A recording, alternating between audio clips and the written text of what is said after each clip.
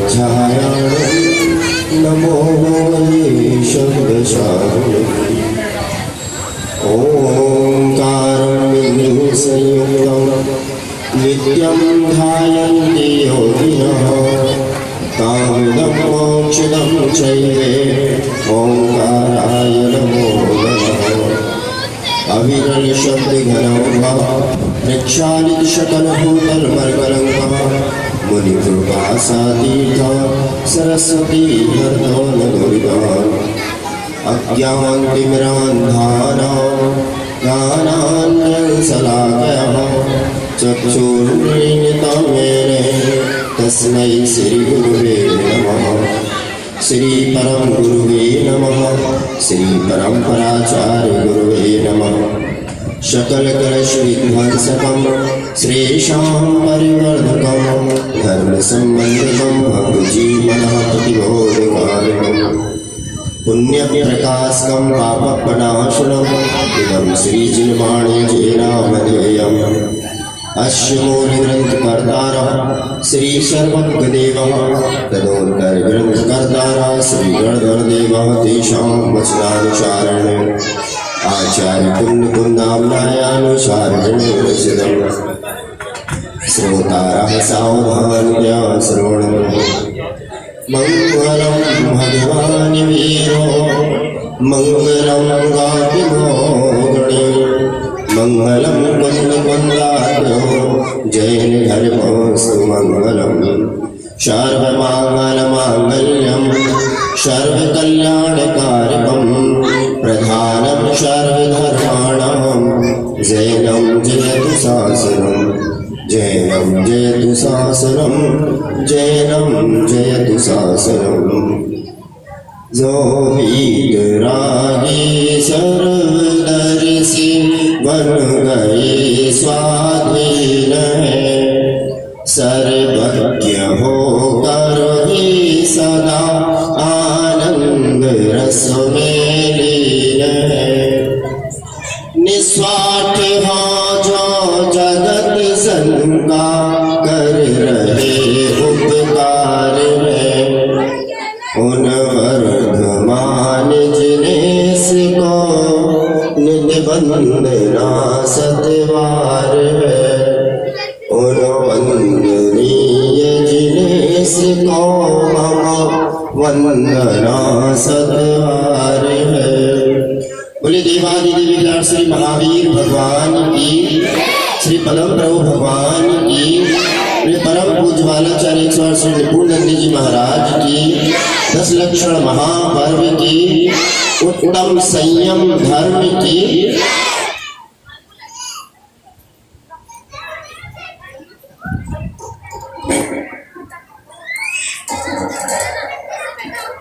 आज हम सभी 10 लक्षण महापर्व की पावन मेला में उत्तम संयम धर्म की चर्चा करने के लिए यहाँ पर एकत्रित हुए हैं।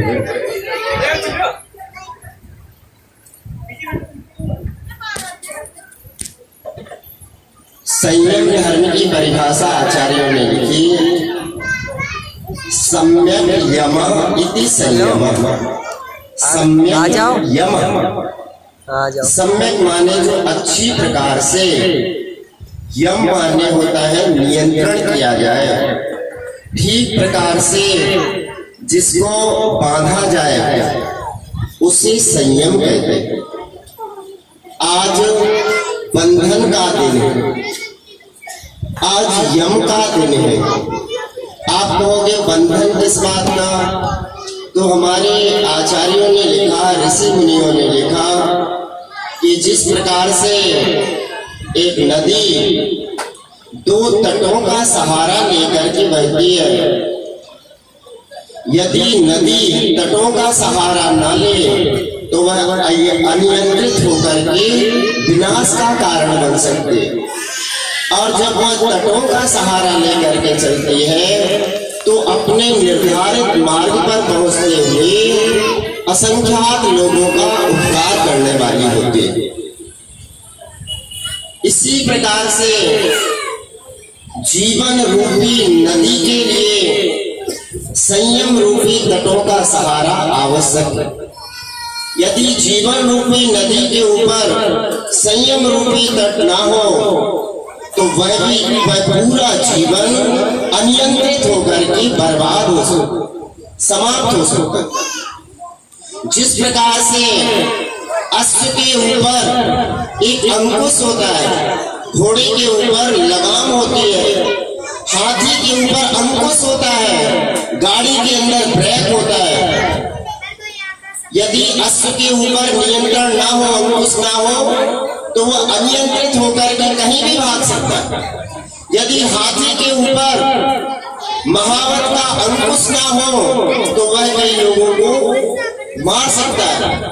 उसी प्रकार से यदि गाड़ी चलाने वाला अगर ब्रेक का सहारा न ले तो गाड़ी एक्सीडेंट करके और कई लोगों को मार सकता है। उसी प्रकार से आचार्य कहते हैं कि हमें हमारे जीवन में हमारी इस जीवन रूपी जो नौका है इसको पार कराने के लिए संयम रूपी नियंत्रण का आवश्यक। संयम रूपी नियंत्रण जब तक जीवन में नहीं होगा तब तक यह जीवन जैसा मिला है वैसा ही चला जाएगा। इसलिए तो उन्होंने कहा कि संयम का इतना महत्व है जीवन में। मनुष्य पर्याय पा करके यदि संयम धारण ना कर पाया तो जैसे गति मिलना है, मनुष्य गति मिलना है और नहीं मिलना है एक समान। जब और किसी गति में यह जीव जाता है, बच्चे इधर सामने वाले एक की आवाज उधर पीछे जाओ आप। इस जब नरक गति में यह जीव जाता है तो नरक गति में जाकर के जब उसको भान होता है मुझे मनुष्य गति मिली थी, मैंने कितने पाप किए, पूरे जीवन भर मैंने निरंतर परिग्रह में, आरंभ में और हिंसा में पूरा जीवन अपना व्यतीत कर दिया। हे भगवान, एक बार मुझे मनुष्य गति मिल जाए, मैं अपनी बार संयम धारण करके और मुक्ति को प्राप्त कर लूंगा, सम्यक प्राप्त कर लूंगा। भगवान मुझे सिर्फ एक बार मनुष्य गति दे, ये प्रार्थना करता। क्योंकि बार बार इतना दुख होता है, उसको वेदना होती है। उसमें पढ़ते हो कि नहीं छेड़ाला में, कहाँ भूमि पर सत दुखे सो बिच्छू सहस डसे नहीं दिसो। कि वहां की भूमि के स्पर्श करने मात्र से इतना दुख होता है। अगर 1000 बिच्छू एक साथ काटे तो भी उतना दुख नहीं हो जितना उस नरक की भूमि का स्पर्श करने से होता। और इतनी भूख लगती है अंकल जी कि तीनों लोगों का नाच खा लिया जाए, वीडियो बनाया, सारे समुद्र जितने हैं उन सबका पानी पी लिया जाए तो भी प्यास ना मिटे। लेकिन न तो खाने के लिए एक दाना मिलता है, न पीने के लिए बूंद पानी मिलता है। तो उस समय फिर ऐसा भान इसको होता है, ऐसा मन में कि मैंने इतने पाप किए थे, मैंने ये कार्य किया, मैंने ऐसा बुरा काम किया। हे भगवान, एक बार बस मनुष्य गति मिल जाए, अपनी बार में कोई गलती नहीं करूंगा, संयम धारण करके और सम्यक की प्राप्ति करके मैं मुक्त हो जाऊंगा। ऐसा उसे भान होता। जबकि देव गति में जाता है, देव गति में भी उसे यही भान होता है, बार मुझे मनुष्य गति मिली होती तो मैं संयम धारण कर लेता। आज महाराज जी ने सुबह सुनाया था एक दृष्टांत कि जब मनुष्यों में और देवों में आपस में झगड़ा होता है, किस बात के लिए? भगवान की उस संयम रूपी जो पालकी उठाने का अवसर आता है, जब तक कल्याणक के लिए हो जाता है, तो देव कहते हैं भगवान की पालकी को हम उठाएंगे और मनुष्य कहते हैं नहीं, पालकी हम उठाएंगे। झगड़ा होता है आपस में। तो कहते हैं कौन इसका निर्णय करे? बढ़िया, और उसमें लेटा, उसे नींद आ गई। अब नींद आ गई इतनी देर में राजा ने देखा, अरे ये नौकर रोजाना ये फूलों की सैया सजाता है, पहले ये सोता है बाद में मैं सोता हूँ। अभी मैं इसको देखता हूँ। और वहीं पड़ा हुआ एक हंटर था, उसको उठाया और बिना सोचे समझे उसको मारना चालू कर दिया। नौकर एकदम घबरा गया, हड़बड़ा करके उठा, अरे ये क्या हुआ? राजा के द्वारा उसको कोड़े बरसाए जा रहे थे। थोड़ी देर तो वो सहता रहा, इसके बाद वो नौकर ने हंसना प्रारंभ किया। जोर जोर से हंस रहा है, उसको कोड़े मारे जा रहे हैं और वो हंस रहा है। राजा ने कहा, अरे मैं तुझे कोड़े बरसा रहा हूं, तुझे मार रहा हूं और तुम हंस रहा है। उसने कहा, महाराज मैं तो ये सोच रहा हूं कि मैं एक दिन इसमें सोया हूं और मुझे इसकी इतनी सजा मिल रही है, तो जो रोज सोता है उसको की सजा क्या होगी?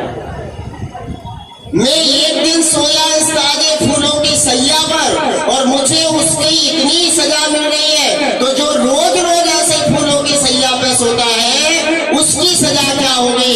राजा की आंखें खुली, उसे वह बोध हुआ और जो राजा उस ताजे फूलों की सैया पर सोने जा रहा था, वो वहां से निकला और निकल करके जंगल में चला गया और दीक्षा लेकर के उसने आत्म कल्याण किया। ये भी जो है वैराग्य का कारण है। छोटे छोटे नियम,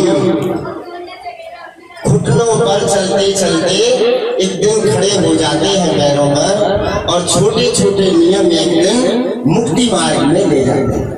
छोटे छोटे से नियम, छोटे छोटे बच्चे क्या होते हैं, धीरे धीरे पैर रख करके फिर वो चलना सीखते हैं। उसी प्रकार से हमारे जीवन में जो छोटे छोटे से नियम है, वही एक दिन जो है मुक्ति का कारण बन जाता है। आज हमें अपने उत्तम संयम धर्म के दिन एक ना एक ऐसा नियम करना है कि मैं पूरे जीवन भर इस नियम का पालन करूंगा। एक बार मुझे याद आता है, एक व्यक्ति था, मुनि महाराज आए गांव में, जैसे अपने यहाँ आचार्य श्री पधारे, सारे गांव के लोग आए, महाराज के दर्शन किए, उनको सम्मान किया सब कुछ, और एक नियम लिया। हर व्यक्ति ने कोई ना कोई नियम लिया। एक गांव का आदमी था, बड़ा सत्यव्यसनी, वो कभी कोई धर्म के कार्य नहीं करता था, व्यसनों में लीन रहता। उसने जाते ही कहा, महाराज मेरे से कोई नियम कुछ नहीं होगा महाराज, मैं तो सिर्फ इसलिए आ गया हूँ कि सारे गांव के लोग आए ना, इसलिए आ गया कि लोग क्या कहेंगे, इसलिए मैं तो आ गया, मुझे कोई नियम।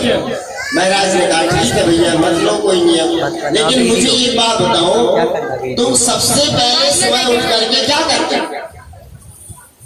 उसने कहा, महाराज मैं जैसे ही उठता हूँ तो सबसे पहले मैं जैसे ही अपना दरवाजा खोलता हूँ तो मुझे सामने से गधी दिखाई दे।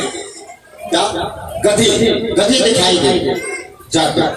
तो महाराज ने कहा कि भाई तू नियम मत कर, खाली इतना सा कर ले कि मेरी एक प्रतिज्ञा है कि मैं सुबह उठ करके सबसे पहले गधों को ही देखूंगा। महाराज कोई बात नहीं, ये तो हमारी बहुत आसान है, चलो मैं ये वाला नियम ले लूं। अब नियम क्या लिया उसने कि सुबह उठ करके सबसे पहले गधों को देखो। अब ये नियम चलता रहा। एक दिन की बात कि उसको कोई काम था शादी विवाह का, वो अपने गांव के पास दूसरा गांव था, वहां पे शादी में चला गया। अब वहां से जब आया तो रात्रि में बहुत विलंब हो गया, 3-4 बजे आकर के सोया, और सुबह जब वो उठा तो काफी दिन चढ़ चुका था। उसने दरवाजा खोला, वो गधे तो निकल चुके, और वो कहता उठा और वहां से भागा, सीधा दौड़ लगाया। उसने कहा मैंने जिंदगी में ये नियम लिया, उठ करके गधों को देखूंगा, और वो गधे निकल गए, मेरा क्या होगा, मुझे तो अपनी प्रतिज्ञा निभानी है। वहां से भागा, और भागते जहां पर वो गधे लेकर के जाता था, वो कुम्हार जंगल की ओर, वहीं उसी रास्ते में सीधा भागे जाए। और दूर से देख करके जैसे ही गधे दिखाई दिए, वो आवाज लगाता है जोर से, देख लिया। अब उस दिन क्या हुआ कि वो जो कुम्हार मिट्टी खोद रहा था, उसको उस दिन एक सोने की असरफियों से भरा हुआ घड़ा उस मिट्टी में से निकला। अब वो कुम्हार सोचता है यार इसने तो देख लिया, जो वो आवाज लगा रहा था देख लिया देख, तो उसने कुमार ने सोचा कि इसने देख लिया। अब वो कहता भैया रुको रुको रुको, वो कहता नहीं देख लिया, और वो वहां से वापस जो है भाग करके अपने घर पहुंचा। अब वो कुम्हार आया बढ़िया कपड़े में लपेट करके, वो पूरा घड़ा और सोने के से भरा हुआ था वो, और आकर के और उसको कहता है भैया देखो तुमने देख तो लिया ही था, अब कोई छुपाने का कोई मतलब नहीं है, ये सोने का घड़ा है और जो सामान है इसमें से आधा आप ले लो और आधा मैं ले लेता हूं। और वो उसको आधा दे करके वो व्यक्ति सोचने लगा कि मैंने एक निर्ग्रंथ साधु से अपने जीवन में सिर्फ एक नियम लिया, एक नियम भी ये क्या है, गधों को देखूंगा लेकिन मैंने उनकी बात का एक बार पालन किया और मेरे पूरे जीवन भर के लिए इतना धन मुझे उन गुरु ने दे दिया, अब मुझे और क्या चाहिए। इसका तात्पर्य है कि जो निर्ग्रंथ मार्ग है, जो निर्ग्रंथ साधु के द्वारा कहा गया है, उनके द्वारा बताया गया जो संयम का मार्ग है, तीनों लोगों में सर्वश्रेष्ठ वही मार्ग है, इससे बड़ा और कोई मार्ग नहीं है। इसलिए मैं तो आज से उन्हीं के शरण में जाऊंगा। और वो वहां से उठा और गुरुवर के चरणों में जाकर के कहा महाराज आपके द्वारा जो दिया गया नियम था उसके द्वारा मुझे पूरे जीवन भर के लिए धन मिल गया, मेरी आने वाली पीढ़ियां जो है कभी भूख भी नहीं रहेंगी। लेकिन गुरुवर अब कि जो हमारे साथ में चलकर संयम धारण कर ले वही हमारी पालकी को उठाने, तो देव लोग अपने आप पीछे हट जाते हैं और मनुष्य को पालकी उठाने का अवसर मिलता है। तो ये जो विशेषता है, किसकी विशेषता है? विशेषता किसकी है? उस पर्याय की विशेषता नहीं है, विशेषता है संयम की। संयम को कौन धारण कर सकता है? पूर्ण संयम को का मनुष्य धारण कर सकता है। इसलिए देवलोग भी यही प्रार्थना करते हैं कि ये भगवान हमें मनुष्य गति मिले। और कभी यदि त्रियंच गति में जीव जाता है तो त्रियंच गति के, सर्दी के, गर्मी के, बरसात के इतने दुखों को ये भोगता है। कभी 2 इंद्रिय होता है, कभी 3 इंद्रिय, कभी 4 इंद्रिय, 5 इंद्रिय जीव बन जाता है, कभी असंगी बन जाता है। वहां भी पूर्ण संयम नहीं है। का पंचेंद्रिय त्रियंच गति में संयमी तो होते हैं लेकिन पूर्ण संयम धारण नहीं कर सकता। तो वहां भी वो यही प्रार्थना करता है भगवान मुझे मनुष्य गति मिल जाए, मुझे एक बार मनुष्य गति मिल जाए, फिर मैं जो है संयम धारण करके और ये प्रभु मैं मुक्त हो जाऊंगा। तीनों गतियों में जाकर के किसको मांगा? मनुष्य गति। हर गति में जहां जहां भी गया वहां जाकर के क्या मांगा? मनुष्य पर्याय। क्यों मांगी मनुष्य पर्याय? क्योंकि वो संयम धारण करके और मुक्त हो जाए, इसलिए मांगी। तो भगवान ने फिर क्या किया? उसकी विनती को सुना और सुन करके मान लो उसे मनुष्य गति दे दी। कितनी दुर्लभता से मनुष्य पर्याय मिली। 3 शब्द है, ध्यान से सुनिएगा। 3 शब्द है, एक शब्द है दुर्लभ, एक शब्द है महादुर्लभ और एक शब्द है अति महादुर्लभ। 3 शब्दों की व्याख्या है। एक जगह दुर्लभ शब्द का प्रयोग करते हुए दौलत राम जी ने लिखा कि दुर्लभ लई जो चिंतामणि त्यों पर्याय नहीं त्रसतन। वो कहते हैं कि दुर्लभता से मिलने वाली क्या है? त्रस पर्याय। यानी 2 इंद्रिय बनना कठिन है, उससे ज्यादा कठिन 3 इंद्रिय बनना, उससे ज्यादा कठिन 4 इंद्रिय, उससे ज्यादा कठिन 5 इंद्रिय और उससे भी ज्यादा कठिन संगी 5 इंद्रिय बनना। तो उन्होंने लिखा दुर्लभ लई जो चिंतामणि त्यों पर्याय नहीं दृष्ट। जिस प्रकार से बड़ी कठिनता से चिंतामणि रत्न की किसी को प्राप्ति हो जाए, उसी प्रकार से असंख्यात जन्मों का पुण्य अगर उदय में आए तो कहीं जाकर के उसे दृष्ट रहे। फिर दूसरी जगह ध्यानक राय जी ने एक शब्द का प्रयोग किया, महादुर्लभ। कहाँ पे? इसी 10 लक्षण धर्म की पूजा में उन्होंने एक शब्द का प्रयोग किया, महादुर्लभ। वो लिखते हैं, धारा मनुष्य तन महादुर्लभ, सुकुल आयु निरोगता, श्री जैन वाणी तत्व ज्ञानी, भई विषय पयोगता। वो लिखते हैं कि महादुर्लभता से मिलने वाला मनुष्य पर्याय। दुर्लभता से क्या मिला? कृष्ण पर्याय। और महादुर्लभ में क्या मिला? मनुष्य पर्याय।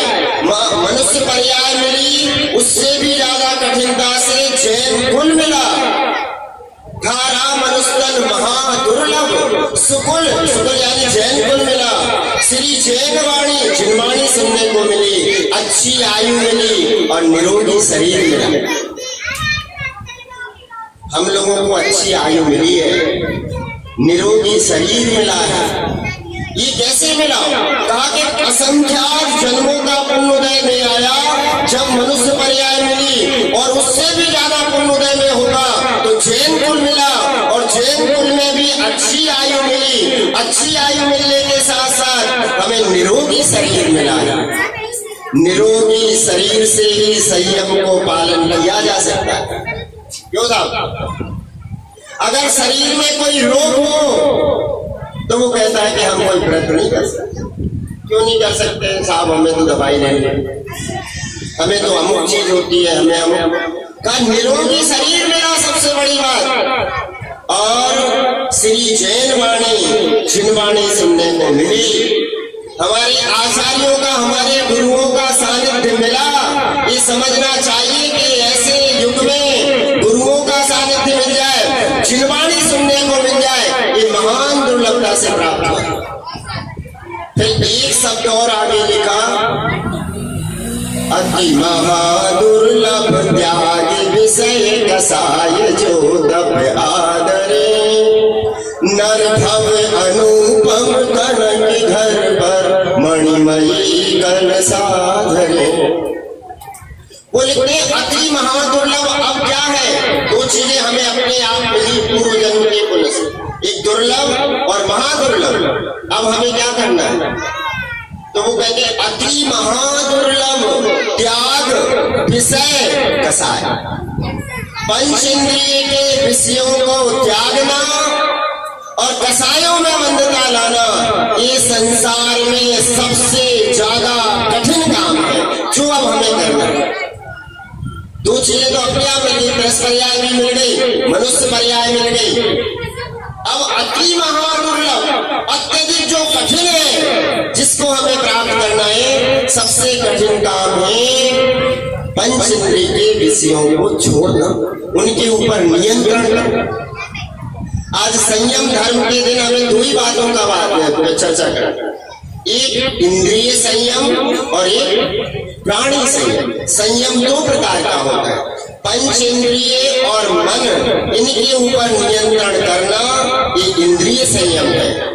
और स्थावर और त्रस्त, इनके ऊपर, इनकी जीवों की रक्षा रूप ये प्राणी संयम। हमारे द्वारा किसी भी जीव की विराधना ना हो, ऐसा प्रति समय भाव करना प्राणी संयम। तो इन दो की हमें चर्चा करना। सबसे पहले इंद्रिय संयम की बात करते हैं। देखिए बच्चे, बेटा मेरी बात सुनो।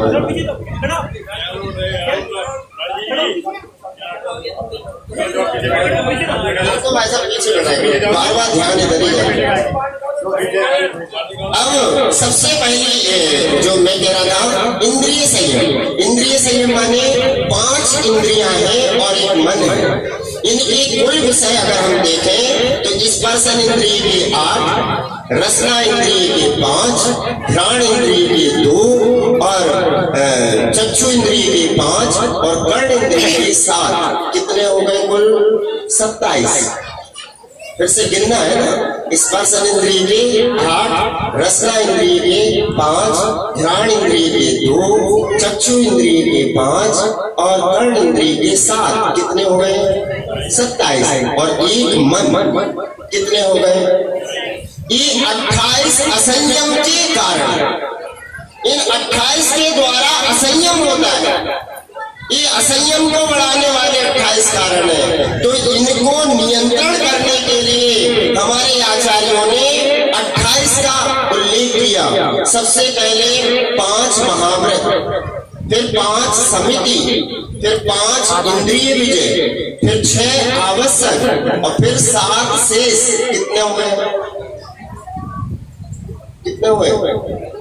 5 से 15 और 6 21 और 7 कुल 28 हो गए। ये 28 जो मूल गुण है ये मुनि महाराजों के 28 गुण।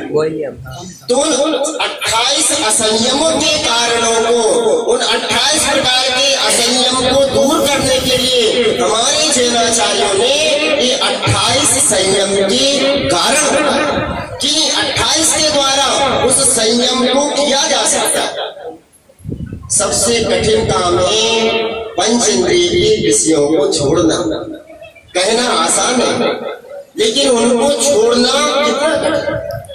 प्रति समय हम लोगों को जब भी सर्दी लगती है तो अच्छे ऊनी कपड़े पहन लेते हैं, गर्म कपड़े पहन लेते हैं, और गर्मी लगती है एसी चला लेते हैं, पंखा चला लेते हैं। ये किसने कहा? स्पर्शन इंद्रिय ने। स्पर्शन इंद्रिय ने कहा गर्मी लग रही है तो कहा कूलर लगाओ, पंखा लगाओ, एसी लगाओ, क्यों? शरीर को कष्ट हो। कभी रसना इंद्रिय ने कहा कि आज तो मुझे मीठा खाना है, सो मीठा बनाया। कभी रसना इंद्रिय ने कहा कि चटपटा खाना है, सो चटपटा खा लिया। कभी चाट बना ली, पकौड़ी बना ली, ये बना लिया, वो बना लिया। दिन भर इसी में, आधा समय तो इसमें व्यतीत हो जाए कि आज क्या क्या बनाना है और क्या क्या खाना है। रसना इंद्रिय के वशीभूत होकर के हमारा कितना समय जाता है। एक अम्मा जी थी, कोटा की नहीं, जयपुर की बात, वो उन्होंने उपवास किया, एक आसन किया। अब देखना, एक आसन उन्होंने किया तो मैंने कहा कैसे उनकी एक आसन की विधि मैंने देखी थी। वो गई यहाँ से मंदिर से 1 बजे घर में, अब उनका एक आसन शुरू गई, अपने वहां पे नाले के पास में बैठ करके अच्छा ब्रश किया, फिर वहां से जैसे बैठा ऐसे उचक उचक आकर के बैठ गए। अब वहां से उन्होंने अपना शुरू किया, पहले वो गाली, फिर ये, फिर वो। उनका 2-2.5 घंटे को चलता था, मतलब 1 बजे से शुरू हुआ और 2-2.5 बजे तक उनका वो कार्यक्रम चला, उनका 3 बजे तक। वो बार में उछकते उछकते वहां से उधर चल जाए, उछकते उछकते वहां। मैंने कहा ऐसा क्यों कर रहे? बोले एक आसन है ना, एक ही जगह एक आसन में बैठे। तो मैंने कहा एक आसन में बैठे जब तक बैठे रहो, जब तक खाते रहो। अरे पंच इंद्रिय के विषयों के प्रति थोड़ा नियंत्रण हो जाए, इसके लिए उपवास किया है। किसी ने हमारे यहाँ पे थोड़ी कहा जबरदस्ती आप करो और उसका, अरे उसके प्रति अगर गृद्धता कम नहीं हो पाए, अगर उन जो पंच इंद्रिय के विषय हैं, जो रसना इंद्रिय के विषय हैं, अगर उनके ऊपर नियंत्रण बिल्कुल भी नहीं हुआ, अरे तुमने तो 3 टाइम का एक साथ में खा लिया, एक आसन किस बात का रहा? अरे वो इसलिए छोड़ा गया कि कम से कम उसके प्रति हमारी जो ममत्व भाव है, जो खाने के प्रति जो एकदम हमारा जो ममत्व भाव उसके प्रति पड़ा हुआ है, वो थोड़ा कम हो जाए, इसलिए उपवास का उल्लेख है। हमारे यहाँ पे उपवास के लिए ऊनोदर शब्द को प्रयोग किया गया। ऊनोदर का मतलब होता है, ऊन माने होता है कम, और उदर माने जितनी पेट में भूख है, उस पेट की जो भूख है उससे कम भोजन करना वो ऊनोदर कहलाता है। और ऊनोदर क्या, आपने तो दूनोदर कर दिया, दूनोदर कर दिया, तीनोदर कर दिया। अब वो उसका जो भाव था हमारे यहाँ, जो एक आसन का भाव था, वो भाव पीछे छूट गया और प्रधानता हो गई उसकी। तो एक स्पर्शन इंद्रिय के प्रति, रसना इंद्रिय के प्रति, घ्राण इंद्रिय के प्रति, चक्षु इंद्रिय के प्रति और कर्ण इंद्रिय के प्रति, इन 5 इंद्रियों के विषयों के प्रति थोड़ी थोड़ी सी उसमें मंदता आ जाए, उसका नाम संयम है। उसके ऊपर नियंत्रण हो जाए, उसका नाम संयम है। एक इंद्रिय के वशीभूत होकर के एक प्राणी अपने प्राणों को गंवा देता है। स्पर्शन इंद्रिय वशीभूत होकर के एक हाथी पकड़ने वाला क्या करता है, एक गड्ढा बनाता है, बहुत बड़ा गड्ढा, और उसके ऊपर कुछ चारा वारा ऐसा कुछ डाल देता है, और उस पेड़ के पास में एक कृत्रिम बनाई गई हथनी को बांध देता है।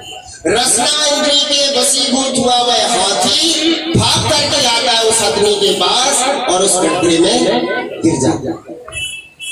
उस गड्ढे में वो हाथी पकड़ने वाला उसको कई दिनों तक वो पड़ा रहता है। फिर धीरे धीरे कभी उसको पानी देता है, फिर कभी थोड़ा उसको खाना देता है। धीरे धीरे वो हाथी उसे अपना हितैषी समझने लगता है, ये मेरा हितैषी है। और फिर धीरे धीरे जब वो उसके पूरे नियंत्रण में आ जाता है, फिर उसको वो बाहर निकालता है, और वो हाथी पूरे जीवन भर उसका गुलाम होकर के रह जाता है, एक इंद्रिय के वशीभूत होकर।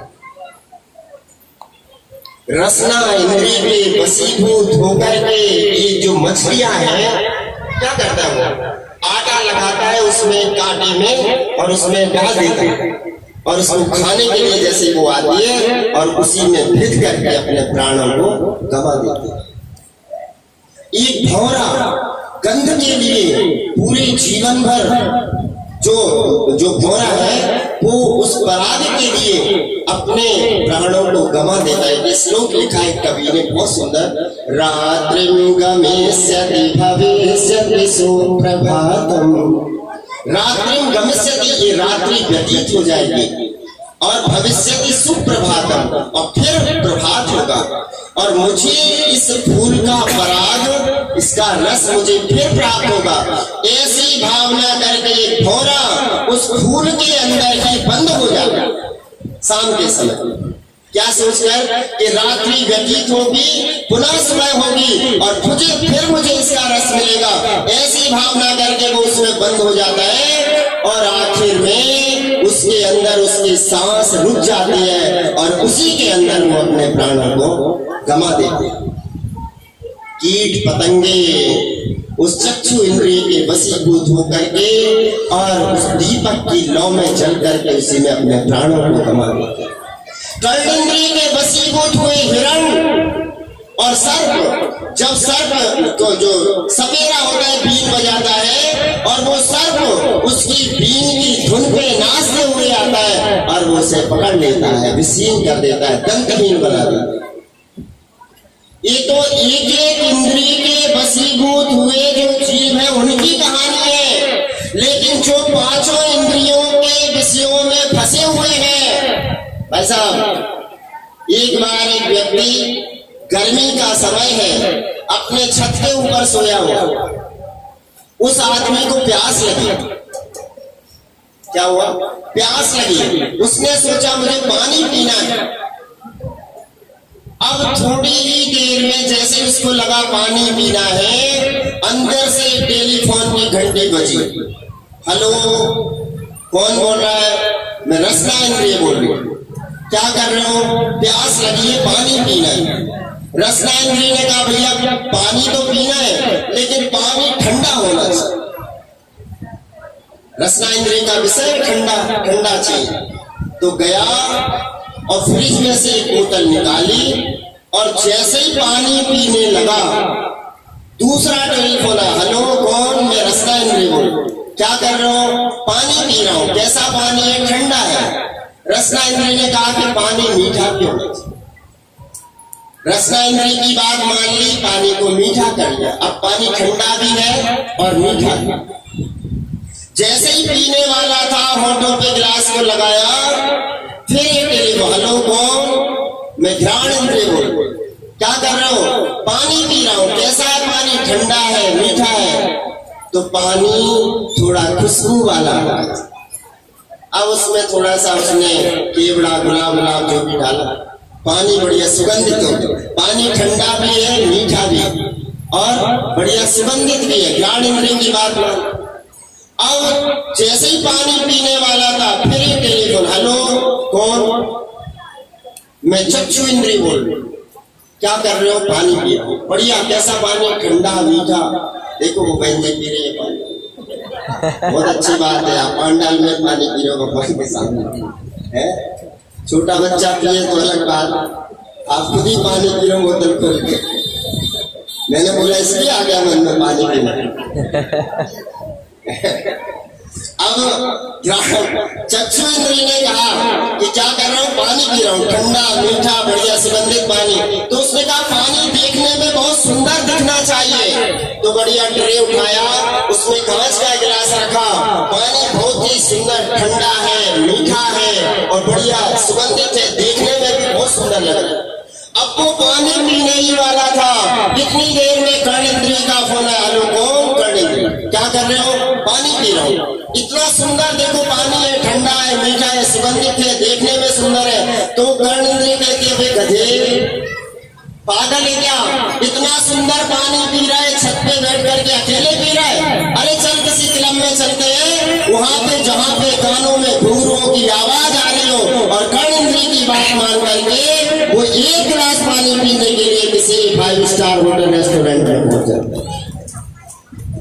ये पंच इंद्रिय के विषयों में फंसे हुए उस व्यक्ति की कहानी है जिसका अपने जीवन पर किसी प्रकार का नियंत्रण नहीं है और दिन रात इन पंच इंद्रिय के विषयों की गुलामी में हमारा प्रति समय बीत रहा है। कितने समय के लिए हम अपने आप के लिए जीवित हैं बताइए।